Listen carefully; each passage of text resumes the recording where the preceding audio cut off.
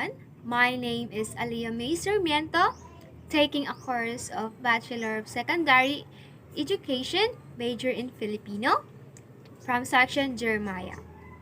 And for today's video, I'm going to talk about Cubism, one of the modern art style.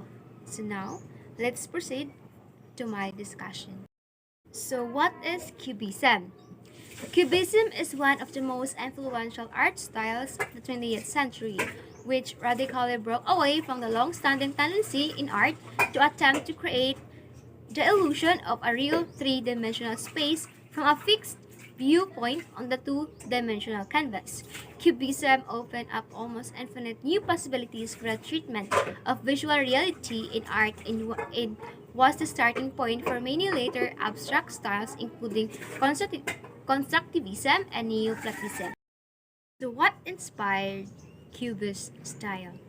Cubism was partly influenced by the late work of artist Paul Cézanne, in which he can be seen to be painting things from slightly different points of view.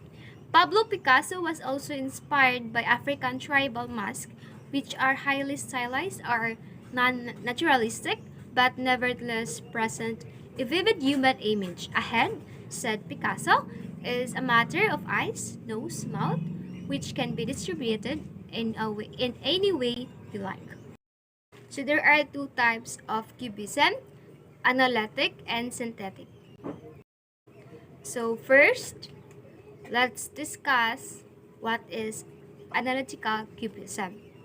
So analytical cubism ran from 1908 to 12. Its artworks look more severe and are made of on an interweaving of planes and lines and muted tones of blacks, grays, and ochres.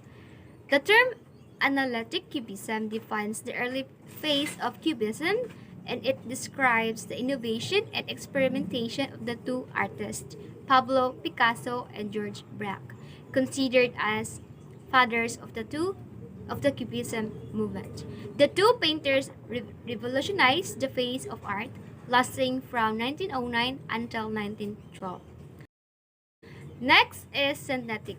Synthetic cubism is the later phase of cubism, generally considered to date from about 1912 to 1914, and characterized by simpler shapes and brighter colors.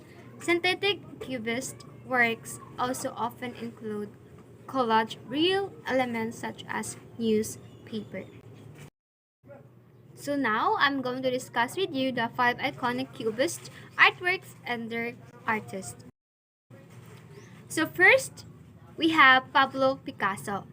He was a Spanish painter, printmaker, sculptor, and ceramicist who is known as one of the most prolific influences on 20th century art. He, along with George Braque, founded the Cubism movement in the early 90s.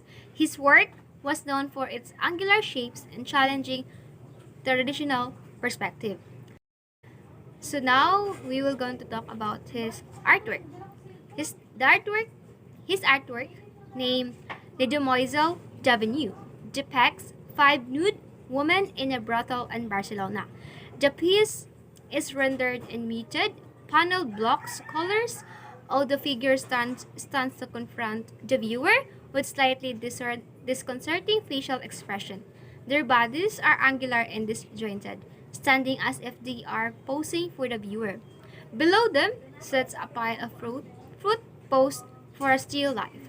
The piece is one of the most famous examples of Cubism divergence from traditional aesthetic.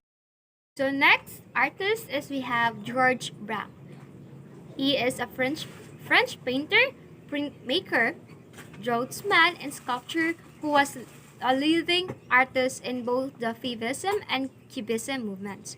He was closely associated with Pablo Picasso during early Cubism and remained loyal to the movement throughout the rest of his career despite changing his style and color use. His most famous work is characterized by bold coloration and sharp defined angles. So I have two artwork of George Braque. So first, we have Houses of Lista. Reflects the transition from post-impressionism into proto-cubism. The viewer can see the influence of Paul Cézanne in the uniform brush strokes and thick paint application. However, Braque incorporated elements of Cubist abstraction by removing the horizon line and playing with perspective. The houses are fragmented with inconsistent shadows and a background that blends in with the objects. The second artwork is Violin and Candlestick. Depicts an obstructed violin and candlestick still life. It is composed on a grid with disconstructed elements that form a single composition, allowing the viewer to draw their interpretation of the piece. It is rendered in muted tones of brown, gray, and black, with juxtaposing shadows and a flattened perspective. It consists mainly of flat, horizontal brush strokes and sharp outlines. So next artist we have Juan Gris. He was a Spanish painter and a leading member of the Cubism movement. He was part of the 20th century avant-garde, working alongside Pablo Picasso, Georges Braque, and Henri Matisse in Paris. He also designed ballet sets for the art critic and founder of the Ballet Russe, Sergei Diaghilev. His painting was known for its rich colors, sharp forms, and reformation of spatial perspective. So, his artwork, named The Portrait of Pablo Picasso, represents Gris' homage to his artistic mentor, Pablo Picasso. The piece is reminiscent of analytical cubism works with spatial deconstruction in paradoxical angles. However, it also features a more structured geometric composition with clear color planes and pops of color. The background angles fade into those of Picasso's face, flattening the piece in the blending the subject with the background. So last artist we have Jean Metzinger. It was Jean Metzinger was a French artist and writer who wrote the leading theoretical work on Cubism with fellow artist Albert Glizes. He worked in the Fauvist and Divisionist style in the early 90s, utilizing some of their elements in his Cubist works, including bold colors and defined outline. He was also influenced by Pablo Picasso and Georges Braque, who he met when he moved to Paris to pursue a career as an artist. So one of his famous artwork is Tea Time, represents Metzinger hybridization of classical art with modernism. It is portrait of a woman having tea in a characteristic cubist composition. It resembles classical and Renaissance bust portraiture but has a modern, abstracted figure and elements of spatial distortion. The woman's body in the teacup are both deconstructed, featuring plays on light, shadows, and perspective.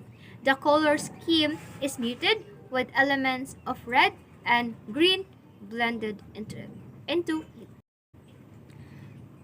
So that's all, and I hope you learned something.